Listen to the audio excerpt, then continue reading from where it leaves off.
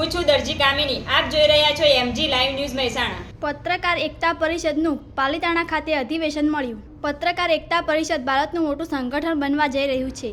લાલુભાઈ કાતરોડિયા દ્વારા જણાવવામાં આવ્યું હતું કે ભાવનગર જિલ્લાના તાલુકા મથક પાલીતાણા ખાતે શનિવાર સાંજે ગુજરાત રાજ્ય પત્રકાર એકતા પરિષદનું તાલુકા કક્ષાનું અધિવેશન મળ્યું હતું, જેમાં મોટી સંખ્યામાં સંતો તથા સરકારી અધિકારીઓ અને સહકારી આગેવાનો હાજર રહ્યા હતા. ત્યારે તાલુકા પ્રમુખ સહિત કારોબારીની રચના કરવામાં આવી હતી. પાલીતાણા ખાતે પટેલ હાઉસમાં પત્રકાર એકતા પરિષદનું અધિવેશન યોજાયું હતું, જેમાં સૌપ્રથમ રાષ્ટ્રગીત દ્વારા કાર્યક્રમની શરૂઆત કરવામાં આવી હતી. ત્યારબાદ દીપ પ્રાગટ્ય કરીને કાર્યક્રમને ખુલ્લો મૂકવામાં આવ્યો. ત્યારબાદ ઉપસ્થિત અધ્યક્ષ સહિત પત્રકાર એકતા પરિષદના હોદ્દેદારો તથા મહાનુભાવોનું સન્માન કરવામાં આવ્યું. યોજાયેલ આદિ નયન પદ્મસાગર મહારાજ આશીર્વચન આપતા જણાવ્યું હતું કે આજે ખૂબ જ ખુશી છે કે પાલીતાણાની ધરતી પર માં સરસ્વતીના પુત્રો ભેગા થયા છે. ત્યારે હિંમતવાન અને નીડર પત્રકારો એક થયા છે. આજ દિન સુધી મેં સમગ્ર ભારતમાં પરિભ્રમણ કર્યું છે, પણ આવી એકતા મેં ક્યાંય જોઈ નથી. ત્યારે જ્યાં એકતા છે ત્યાં જ સફળતા છે. તેમજ યોજાયેલા અધિવેશનમાં સંતો આવ્યા છે તે શુભ સંકેત છે. ત્યારે ગુજરાતથી શરૂ થયેલી એકતા